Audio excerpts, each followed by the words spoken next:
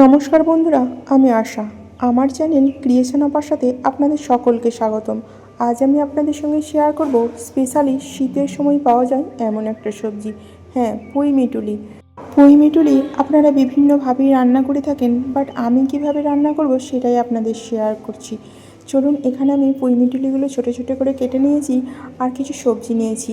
এখানে আছে শিম, বেগুন, মূলো আর আলু।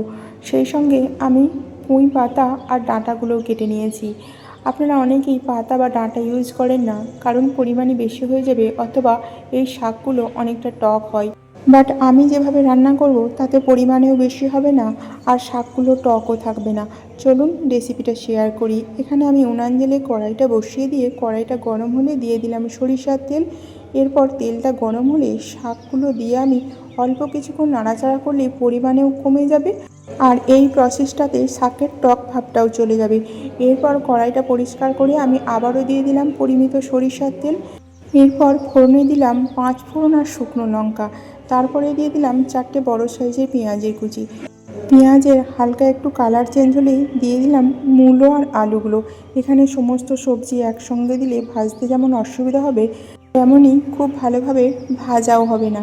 সেই কারণে প্রথমে শক্ত সবজি মানে মূলো আর আলুটা কিছুটা ভেজে নিলাম।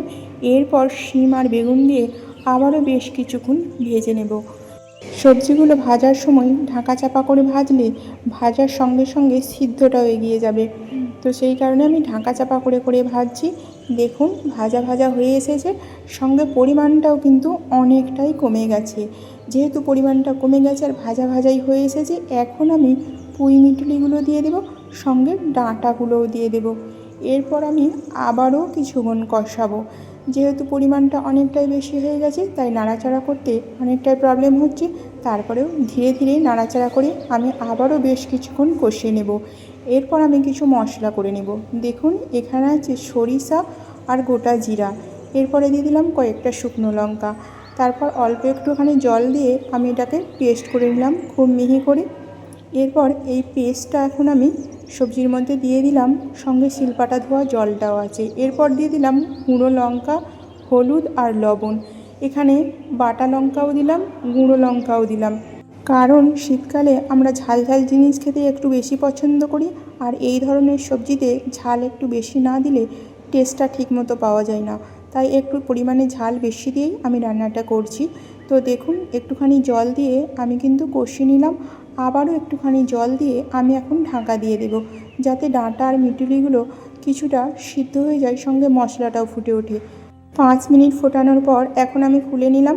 এরপর আমি আবারও কিছুক্ষণ কষিয়ে নেব, যাতে মশলা আর সবজিগুলো খুব ভালোভাবে মিক্স হয়ে যায়, খুব ভালোভাবে কষানো হয়ে যায়, যাতে কাঁচা ভাবটা মশলা না থাকে, না গন্ধ ছাড়ে।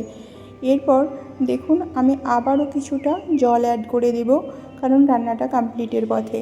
এরপর আমি দিয়ে দিলাম আগে থেকে ভেজে রাখা শাকগুলো এইভাবে ভেজে দিলে আর শেষের দিকে দিলে পরিমাণটাও যেমন কম থাকবে তেমন টকও হবে না। দেখুন 10 মিনিট ফোটানোর পর এটা আমি আবারও খুলে নেব এবং আবারও কিছুক্ষণ নাড়াচাড়া করে দেব, যাতে খুব ভালোভাবে শাক আর সবজিগুলো মিক্স হয়ে যায়, একটা মাখো মাখো ভাব হয়। দেখেই বুঝতে পারছেন কতটা মাখো মাখো হয়েছে। তো বন্ধুরা, রেসিপিটা আমার কমপ্লিট। আপনাদের কেমন লাগলো শাক সবজি সমেত এই পুঁই মিটুলির রেসিপি? দেখে কেমন লাগলো অবশ্যই আপনারা কমেন্ট করবেন। স্বাদের কমপ্লিমেন্ট ডেফিনেটলি আমি দেব।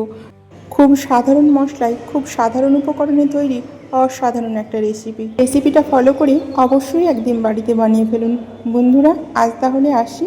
আবারও দেখা হচ্ছে পরবর্তী ভিডিওতে নতুন একটা রেসিপির সঙ্গে। ততক্ষণ পর্যন্ত সুস্থ থাকুন, ভালো থাকুন।